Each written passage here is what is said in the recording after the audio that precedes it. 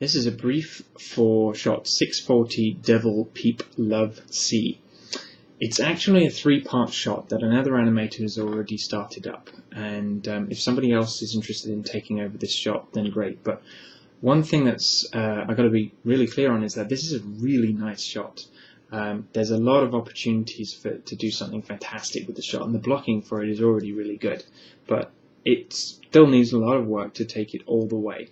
Now it starts out with the devil trying to look prim and proper, trying to look controlled, but we've already had 3 sequences of shots where it's quite clear that inside he's bubbling up, and he's trying not to think about Death doing these sexy flirting acts off the side of the screen. He's trying not to look at her, but simultaneously he's kind of trying not to look to Cupid like he's distracted by her, and he's staying focused on what's going on in the sphere.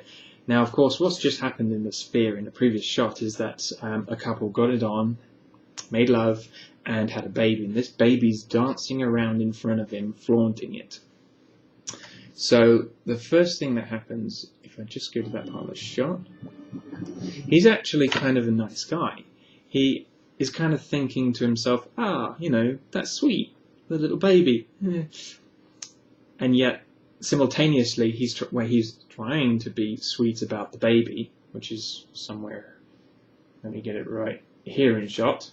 But over here in the shot is the couple still snuggling each other, and it's like that moment in bed after sex where a couple are snuggling up, and he doesn't have that. So he's still kind of interested in what's going on over there, and it's just building up all these images in his mind of sex and companionship and all the things that he hasn't got, and it's really welling up inside of him at this point, and he's kind of rocking around in his chair perhaps at this point. His eyes are twitching like mad at this point, and it's at this moment that Death goes the extra mile and does something off screen that is the ultimate flirt towards him. So ultimate we can't even show you what it is. But we hear it, he sees it, and it just pushes him over the edge.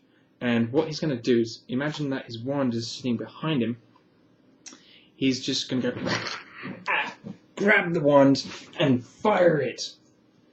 And this is more an action that is, think of it like this.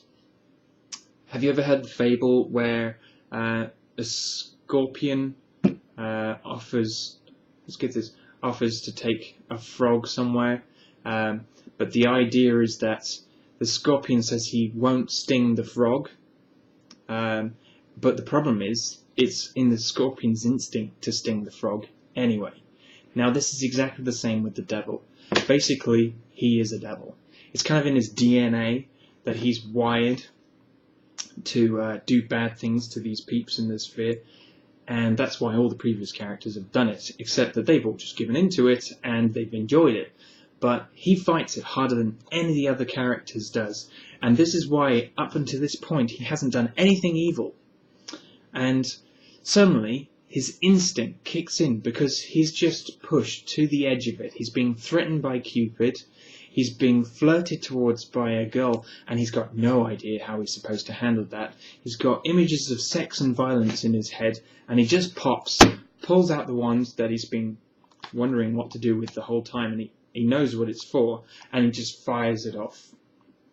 Essentially, it's like somebody just punching a punching bag, something trying to take it out of his system, except that in this particular case it's quite destructive.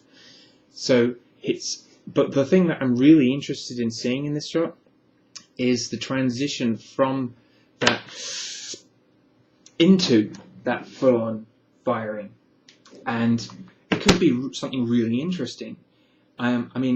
What we've got in there is kind of basic at the moment. What could happen though is that maybe he crouches, bounces down on the chair, leaps up into the air, maybe does a swirl through the air or a double flip, or any number of different things could happen before landing back down and firing that one. In fact, I would say he doesn't even have to land.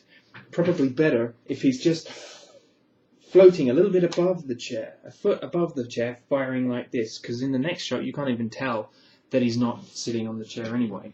So just think about the kind of transition that could happen between A and B there, because it needs to be something completely wild. He's going from something really tense to an exploding like action. And during that action he picks up the wand. I mean, maybe he uses the force and the wand just flips up into his hand, but I'm more interested probably in sweeping it up and then kind of thing. So quite a big action, a lot of acting opportunities in this, and later on it will be populated by more peeps in the sphere as well, but the basics are already there. So that's it for that one.